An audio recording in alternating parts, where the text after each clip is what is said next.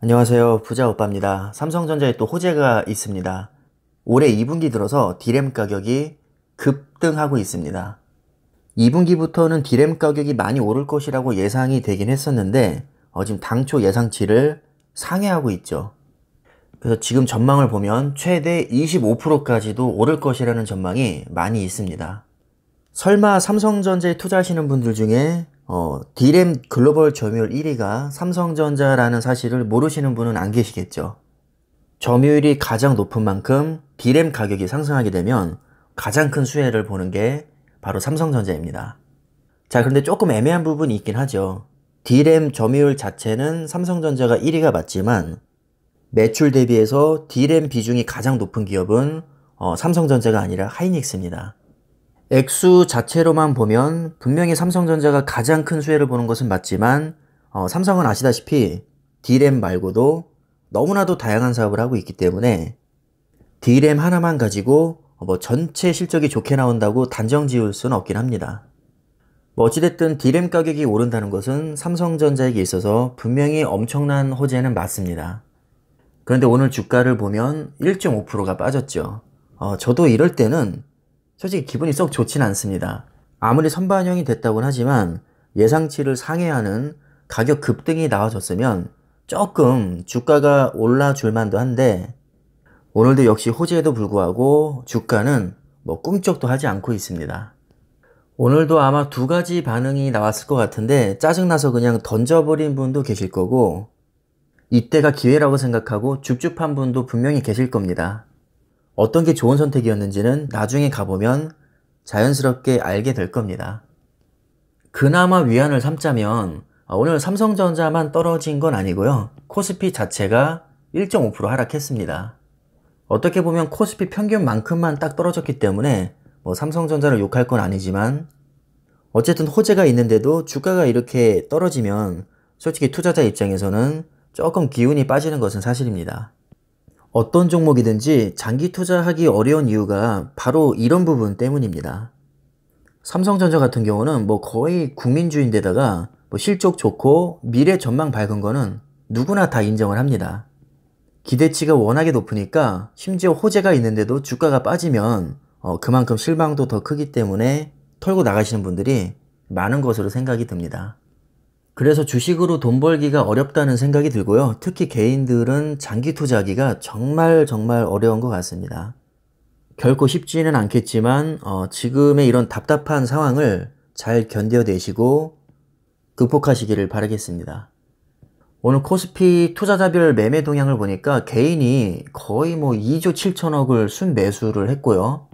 외국인이 1조 4천억, 기관이 1조 2천억을 각각 순매도했습니다. 자, 그리고 매일같이 욕먹고 있는 연기금은 역시 우리의 기대를 저버리지 않고 오늘도 2,600억을 순매도를 했죠. 이제는 연기금이 매수해주기를 바라는 기대치가 거의 제로까지 떨어진 상태라서 저는 그냥 마음을 내려놨습니다. 혹시나 해서 제가 최근 10거래일간의 연기금 매매 동향을 봤더니 단 하루만 제외하고 전부 다 순매도를 했습니다. 4월 8일부터 4월 21일까지 정말 거짓말같이 단 하루만 빼고 전부 다 팔아치웠죠. 자, 다시 D램 얘기로 넘어가서요. 올해 2분기에는 당초 20% 정도 오를 것이라고 예상을 했었는데 지금 25%까지 상승을 했으니까 분명히 예상치를 상회하고 있습니다.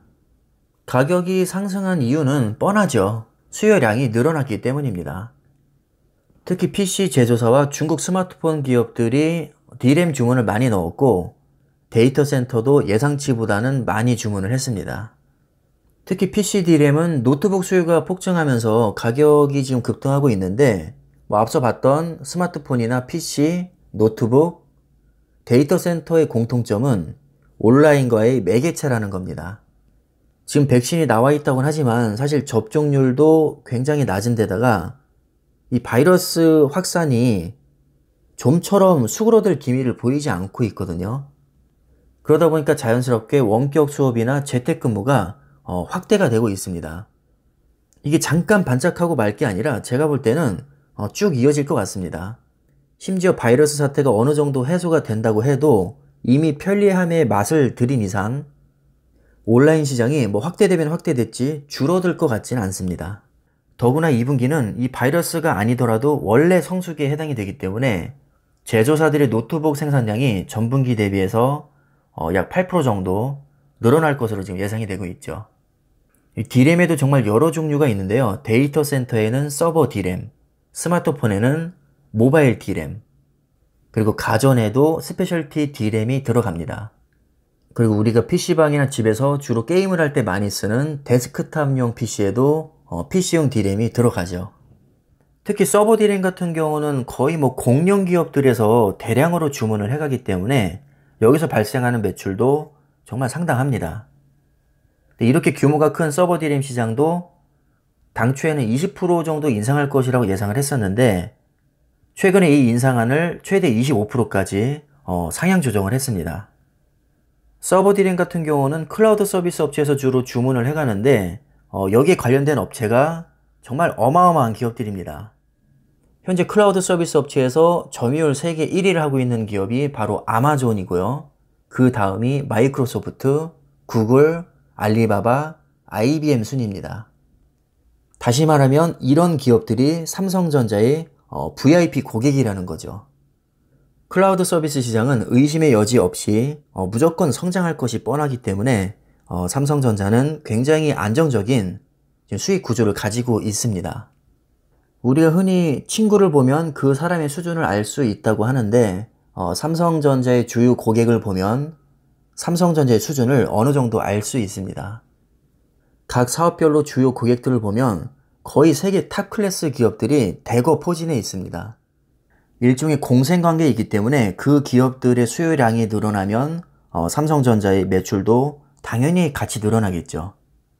그러니까 요즘에 주가가 좀 빠진다고 해서 걱정할 필요는 전혀 없으신 거고요.